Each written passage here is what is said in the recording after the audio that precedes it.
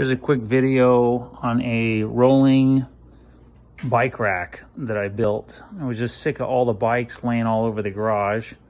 So I built this with just some spare 2x4s I had laying around. I bought some casters at Harbor Freight.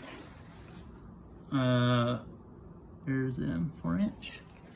And I'm sure there's some improvements somebody could make. But it does what I need it to do. I had to add those extra little pieces there for the wheels, the casters.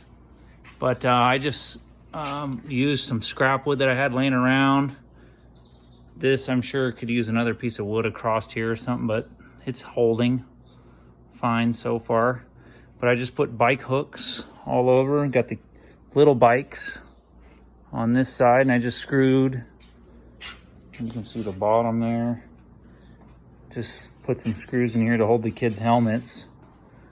And then I think I'm gonna put some hooks on this side. I still got some scooters laying around.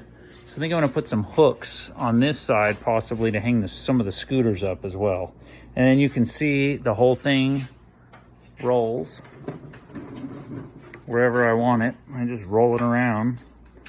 And I can pull it out, get all the kids' stuff out, and just roll it back in here and out of the way. But yeah, easy. It took me about maybe an hour to make or so. Anybody could build something like this. No crazy angles, no weird stuff. I don't know measurements on it. I think